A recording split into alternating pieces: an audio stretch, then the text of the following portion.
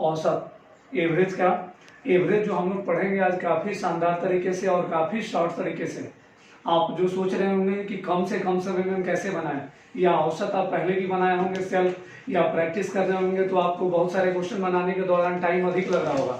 तो आज जो हम लोग देखेंगे कि कम समय में हम अपने सवाल को कैसे एग्जाम में भी जब जाए तो हमारा जो सवाल है उसको कम समय में कैसे सॉल्व करें और उसका कम समय में हम जवाब कैसे दें, वैसा ही तरीका को आज हम लोग देखेंगे और एक कॉन्सेप्ट के साथ सॉल्व तो हम करेंगे लेकिन एक विद कॉन्सेप्ट। यहाँ पर आप ध्यान देंगे ये जो तीन हमारा है, प्राकृत संख्या, सम संख्या और विषम संख्या, ये बड़ा ही इंपॉर्टेंट है। इसका एवरेज आपको अलग अलग तरीके, ये जो क्वेश्चन रहेगा प्राकृत, इसका अलग अलग रूप में आपसे पूछा जाता है। सम संख्या जिसको आप इवन नंबर कहते हैं, इसका भी इवन नंबर का अलग अलग तरह का क्वेश्चन आपसे एवरेज में पूछा जा रहा है। उसके बाद आपसे विषम संख्या जिसको आप ऑड नंबर कहते हैं, इसका भी एवरेज निकालने के लिए अलग अलग तरीके से क्वेश्चन पूछा जाता है। तो आज हम लोग इस पर इसका क्वेश्चन हम लोग देखेंगे। चलिए अब हम लोग सबसे पहला विषम संख्या से स्टार्ट करते हैं। यहाँ पर हम लोग थोड़ा सबसे पहले देख ले विषम संख्याओं का औसत, क्योंकि हम लोग बारी बारी से देखेंगे विषम संख्या, सम संख्या और प्राकृत संख्या। तो सबसे पहला स्टार्ट हम लोग करते हैं विषम संख्या।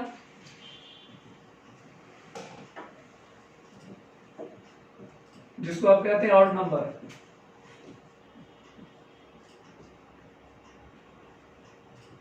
तो आपसे पूछा जाएगा प्रथम 50 विषम संख्याओं का औसत।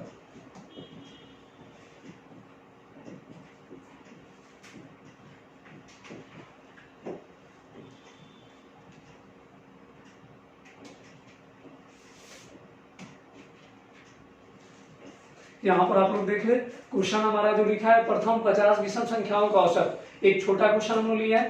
तो इस तरह का जब भी क्वेश्चन आपसे बोले तो जितना विषम संख्या होगा वही उसका औसत होगा। आप इसको डायरेक्ट बना सकते हैं। अगर आपसे बोल रहा है प्रथम 50 विषम संख्याओं का औसत, तो सीधे इसका आंसर क्या हो जाएगा, जो हमारा नंबर दिया रहेगा। तो टोटल हमारा नंबर कितना है 50, तो हमारा जो औसत भी होगा ये 50 होगा।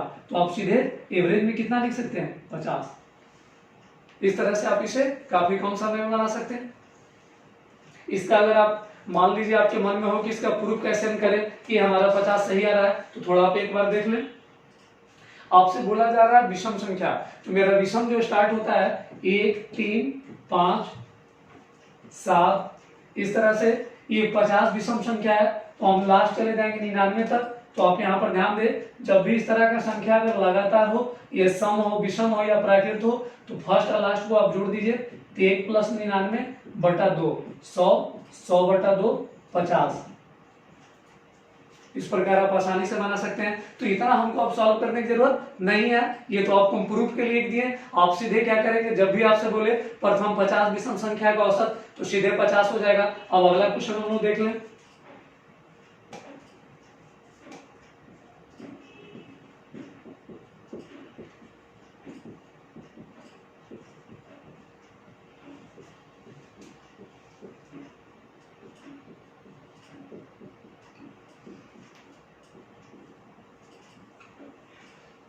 ये क्वेश्चन अब हमारा सामने है, पहले 40 विषम संख्याओं का औसत। तो सीधे आपसे औसत पूछ रहा है, तो इसका औसत कितना हो जाएगा 40।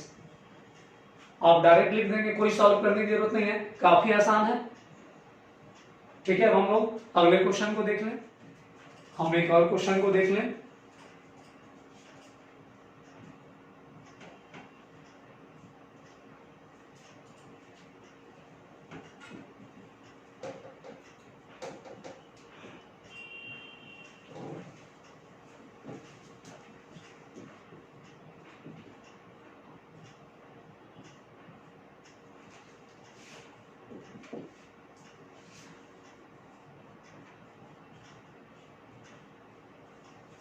क्वेश्चन हमारे सामने रहा, पहले 100 विषम संख्याओं का औसत। तो हमसे आपको बोले जब भी विषम संख्या की बात करें, पहला बोले पहला 50, 100, तो जो मेरा नंबर होता है वही उसका एवरेज होता है। तो सीधे हमारे यहाँ पर जो एवरेज होगा वो 100।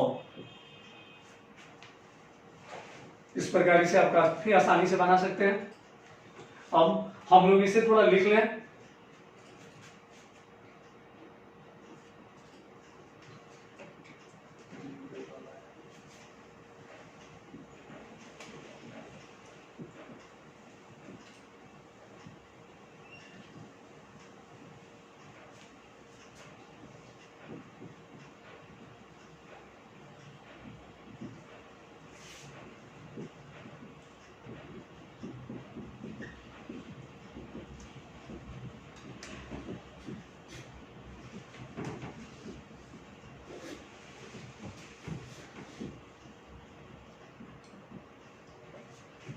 कुछ बच्चे बोल रहे थे सर थ्योरी लिखवा दे, देखिए थ्योरी आपको हम सामने इसका लिख दिए हैं। फर्स्ट एन ऑड नंबर का एवरेज, या उसी को हिंदी में आप कहते हैं प्रथम एन विषम संख्याओं का औसत। तो जब भी आपसे बोले प्रथम एन विषम संख्याओं का औसत या फर्स्ट एन ऑड नंबर का आपसे एवरेज बोले, तो सीधे हमारा क्या होगा, जो नंबर होगा वही उसका एवरेज होगा। तो ये हमारा एन हुआ, यहां भी एन। ठीक है, ये क्लियर हुआ। अब हम लोग देख लें सम संख्या को।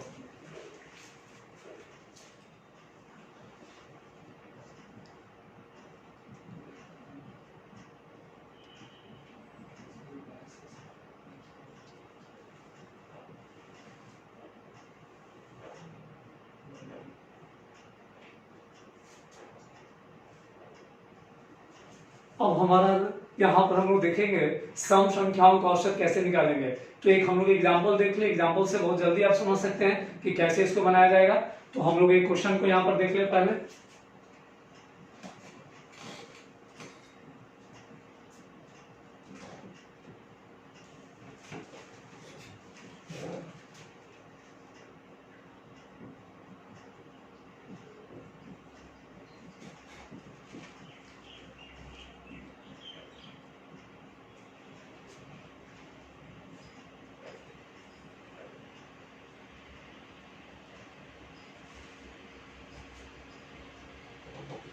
यहाँ पर थोड़ा आप लोग देख लिए, प्रथम 50 सम संख्याओं का औसत। तो सीधे जब अगर हमारा सम बोलेगा तो इसके लिए आप क्या कीजिएगा, जो भी हमारा संख्या दिया रहेगा उसमें आप एक ऐड कर दीजिएगा। तो हमारा कितना आ गया, 51।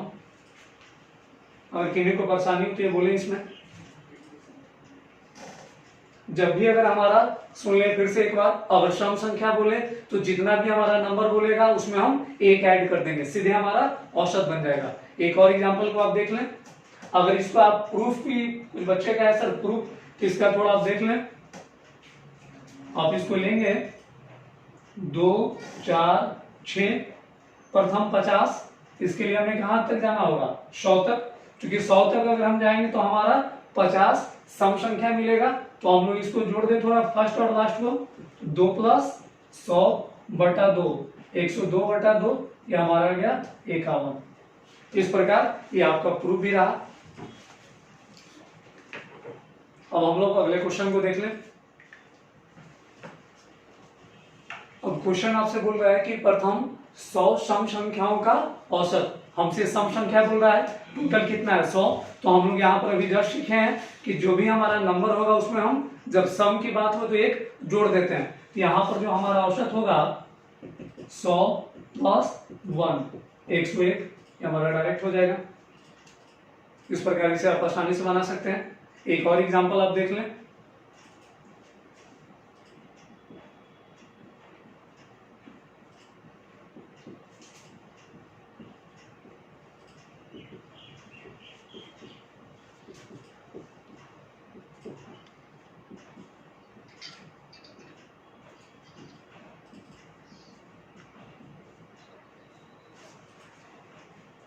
प्रथम 200 सम संख्याओं का औसत क्या होगा। तो हमारा सम बोल रहा है, तो फिर से हम क्या करेंगे, जो हमारा नंबर दिया है उसमें एक ऐड कर देंगे, तो 201, यही हमारा औसत हुआ। इस प्रकार आप इसे आसानी से बना सकते हैं। अब इसको हम लिख लें थोड़ा, जो आपको बताया है ये भाषा की n+1 करना है, इसको हम लिख दे रहे हैं थोड़ा। ये हमारा रहा कि प्रथम n सम संख्याओं का औसत n+1, या फर्स्ट n इवन नंबर का आपसे एवरेज पूछ रहा है तो उसी को हम लिख रहे हैं n+1। इस प्रकार हमारा ये सम संख्या भी क्लियर हुआ। सभी बच्चों को समझ में आया? किसी को परेशानी हो तो कमेंट बॉक्स में बताएं। अब हम लोग अगला नेचुरल नंबर को देख लें। अब हम लोग पढ़ेंगे नेचुरल नंबर का एवरेज निकालने के लिए, प्राकृतिक संख्याओं का औसत निकालने के लिए। तो प्राकृतिक संख्या आप पढ़े भी है कि जो भी काउंटिंग नंबर हमारा होता है, गिनती की जो संख्याएं होती है वो सबका सब प्राकृतिक संख्या होता है, नेचुरल नंबर होता है। तो यहाँ पर हम लोग लिख लें। एक क्वेश्चन हम लोग सबसे पहला देख लें, प्राकृतिक संख्या का क्वेश्चन किस प्रकार पूछा जाएगा, उसे हम कैसे सॉल्व करें। क्वेश्चन हमसे बोला जा रहा है कि प्रथम 100 प्राकृतिक संख्याओं का औसत क्या होगा, इसका आपसे एवरेज निकालना है। तो इस तरह का जब भी बोले, इससे पहले आप सम विषम निकाले हैं, अब हमको निकालना है प्राकृत संख्या नेचुरल नंबर का। तो इसके लिए सीधे हम क्या करेंगे, जो हमारा संख्या दिया रहेगा उसमें एक जोड़ेंगे और उसको 2 से भाग देंगे। जो भी हमारा संख्या दिया रहेगा, जो n का मान होगा, जो टोटल ऑफ नंबर होगा, उसमें हम 1 प्लस करेंगे और 2 से डिवाइड करेंगे, ये हमारा एवरेज हो जाएगा। 101/2 50.5। इस प्रकार आप इसे बना सकते हैं काफी आसानी से। सीधे हमें क्या करना है, फिर से एक बार सुन लेंगे कि जो भी हमारा नंबर दिया रहेगा उसमें 1 जोड़ना है और उसको 2 से भाग देना है। सम के केस में केवल हम 1 जोड़ रहे थे, और प्राकृत का जो केस आया हमारा, सुन ले फिर से एक बार, प्राकृत संख्या का जो हमारा केस आ रहा है उसमें 1 जोड़ के 2 से भाग देंगे। इस प्रकार हम इसे आसानी से बना सकते हैं। बहुत अच्छा, कुछ बच्चे का आंसर फिर आ गया 25.5, बहुत अच्छा है। यहाँ पर हम लोग देख ले, थोड़ा क्वेश्चन हमसे बोल रहा है प्रथम 50 प्राकृत संख्याओं का औसत। तो जब भी हमसे प्राकृत संख्या बोल रहा है तो जो मेरा नंबर दिया रहेगा उसको हम लोग ले लेंगे, उसमें 1 जोड़कर 2 से भाग देंगे, यही हमारा औसत होगा। 51/2 25.5। इस प्रकार इसे आप काफी आसानी से बना सकते हैं। तो हम लोग को याद रहेगा हमेशा कि जब भी प्राकृत संख्या बोले तो जितना नंबर दिया रहेगा उसमें 1 जोड़ना और 2 से भाग देना है। इस प्रकार आप इसे आसानी से बना सकते हैं। एक और एग्जांपल आप ले लें, प्रथम 60 प्राकृत संख्याओं का औसत, ये हमसे पूछा जा रहा है। तो इसके लिए हम सीधे 60 + 1/2 61/2 30.5। इस प्रकार इसे हम काफी आसानी से बना सकते हैं। ये हमारा क्लियर हो गया।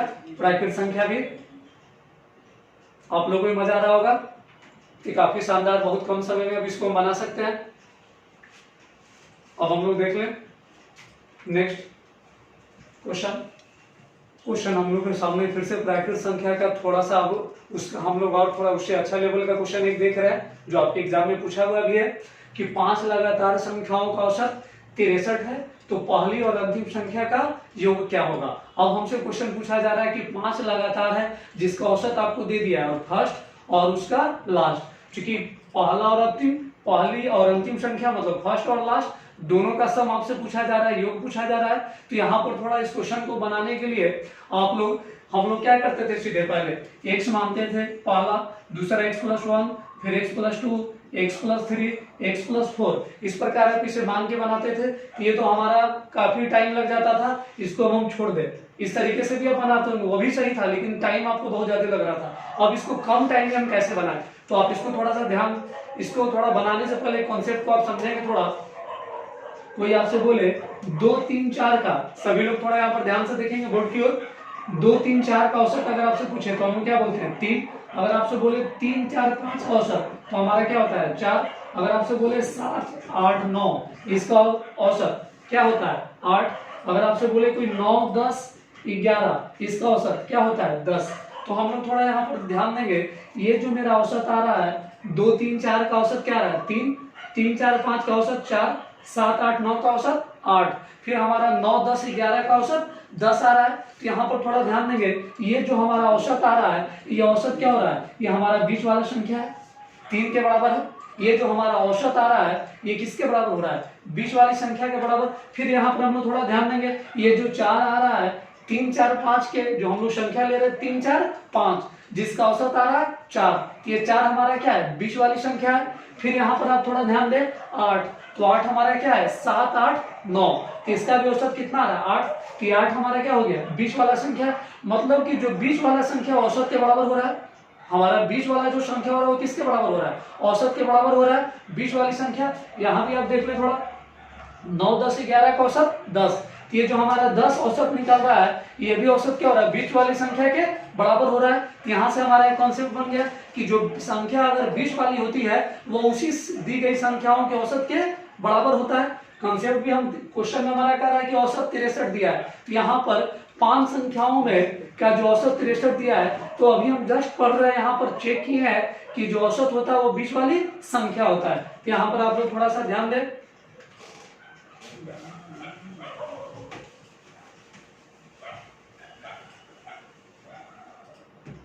अब 63 हमारा हो गया बीच वाला, क्योंकि अभी हम तुरंत पढ़े हैं कि हमारा जो बीच वाली संख्या होता है, यहाँ लिख भी आप सकते हैं, बीच वाली संख्या बराबर एवरेज, क्योंकि जो बीच वाली संख्या होता है वही एवरेज होता है। एवरेज का जो मान होता है वो किसको बताता है, उस संख्या में बीच वाली संख्या को बताता है। तो हमारा 63 हो गया, तो जब ये 63 हो गया तो 2 नंबर इसके बाद होगा और 2 नंबर इसके पहले होगा, क्योंकि हमारा टोटल 5 नंबर है, तो 5 में 2 इसके बाद और 2 इसके पहले, और ये सबका सब क्या है, लगातार है। तो आप ले लीजिए 64 65, इसके पहले 62 61, 61 62 63 64 65, ये पांचों को पांचों संख्या हमको मिल गया। अब क्वेश्चन आपसे क्या पूछ रहा है, पहला और अंतिम का योग, तो 61 और 65 को आप जोड़ दीजिए यहाँ पर, 5 1 6 6 6 12 126। सागर सिंह आचार्य बहुत अच्छा, रविशंकर 126 आपका भी आंसर आ गया। तो हमारा क्लियर हो गया कि जब भी अगर हमसे बोले कुछ भी, पहला दूसरा का गुणनफल बोल दे, तीसरा चौथा का गुणनफल बोल दे या योग बोल दे, हम आसानी से बना सकते हैं। तो याद रखेंगे कि जो मेरा बीच वाली संख्या होता है वो औसत के बराबर होता है। अब हम लोग नेक्स्ट क्वेश्चन देख ले, क्वेश्चन एक फिर से हम लोग देख ले।